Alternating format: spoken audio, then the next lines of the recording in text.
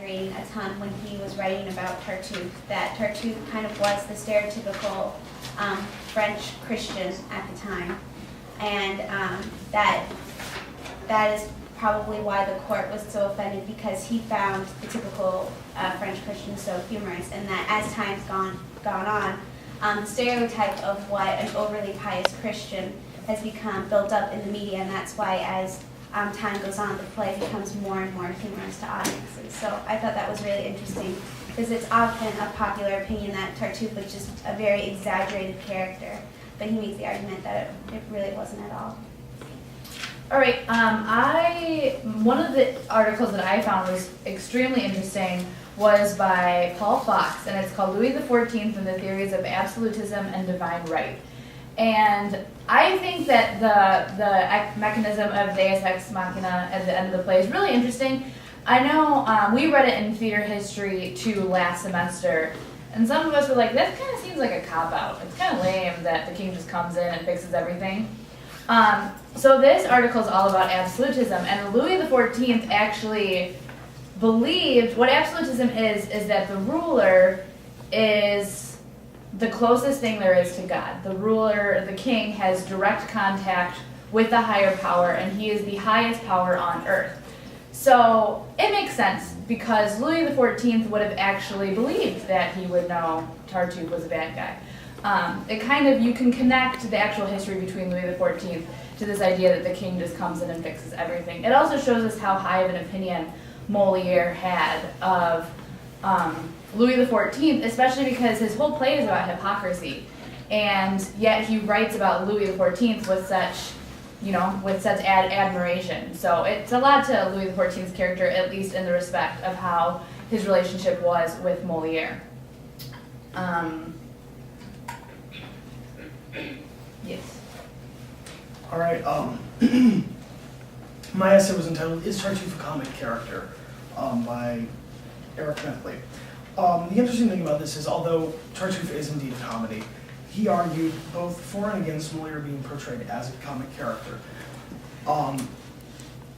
What he first talks about is how indeed Moliere is. The majority of plays do portray him as the epitome of comedy. He is the one who you're supposed to be laughing at a lot of the time. Although Orgon is indeed the idiot who we're supposed to laugh at too.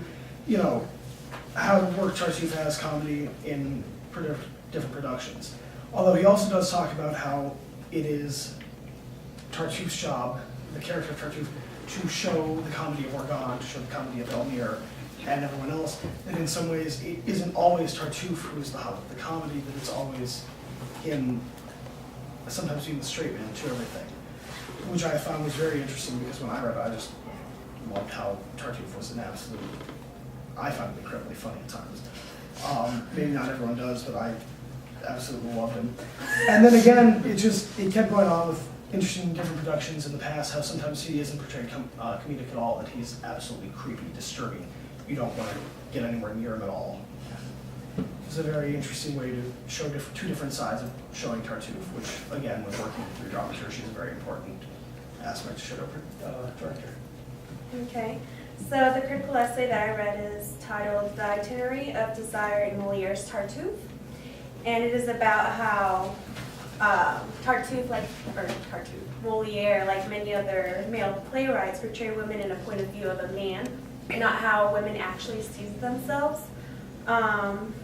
They give an example of how the character of Madame Purnell represents a terrible mother that a male has created from his childhood's point of view, and therefore it's a man disguised as a female character acting out his own fantasy about his mother and passing it off as reality.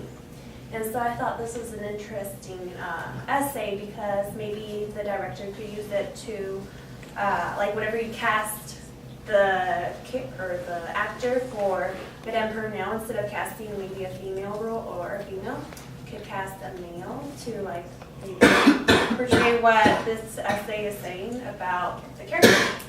So that's a critical essay that I thought was interesting.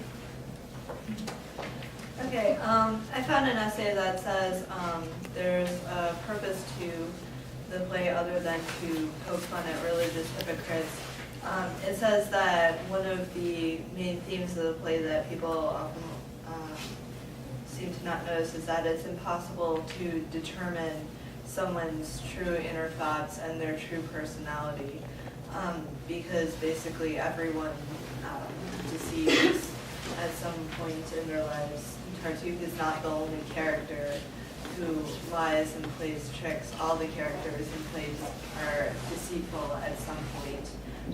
Moliere tricks Tartuffe into thinking that she's interested in him. Marianne and Moliere have a little spat at one point, and they pretend not to care about each other when they really do. And Doreen comes up with all these schemes to help Marianne keep from marrying Tartuffe. So I guess his message is that the director shouldn't think of the protagonists as guiltless angels, because they most certainly are not. They are not completely honest.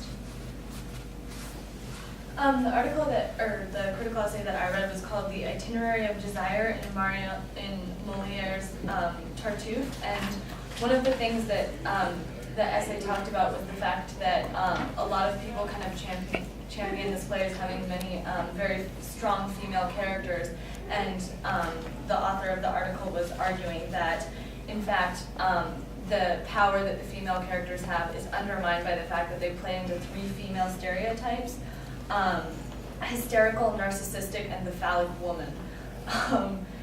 Yes, and so in the article they go on and give further examples, some of them being that Doreen's, in the first 3 acts of the play, she's very, very powerful and she's very vocal, and kind of defies female stereotypes. And then as soon as we see Tartuffe and Tartuffe interacts with her and points out that she's wearing a low neckline and brings out the femininity of her character, which before is not found anywhere in the play. As soon as she is pointed out to be a true woman and not just this kind of asexual maid, that is when her lines diminish and she does almost no talking, as opposed to when she is the asexual figure, that she is so vocal and has so much power. So I thought it was really interesting, and I thought it would be a really interesting approach to the play, instead of just presenting the characters, or the female characters, the way they've always been portrayed, to look at how they receive and lose power based on their relationship with the male figures in the play. I chose Marcel Gutworth's essay titled Tartuffe and the Mysteries. Gutworth begins his essay by asking about the power of comedy to sort out the claims of otherworldliness. He argues that stripped to its essentials, we have the standard fare of mere cuckoldry spiced up by 2 ingredients, piety and gullibility. The one fueling the other. The deeper mystery, he claims, is the struggle for survival that accounts for most of the original features of Tartuffe. Gutworth also asserts that religion is the most solemn name of the truth, and to expose hypocrisy was a challenge set forth by Moliere. And I just think some of the themes in his essay can be useful in bringing it to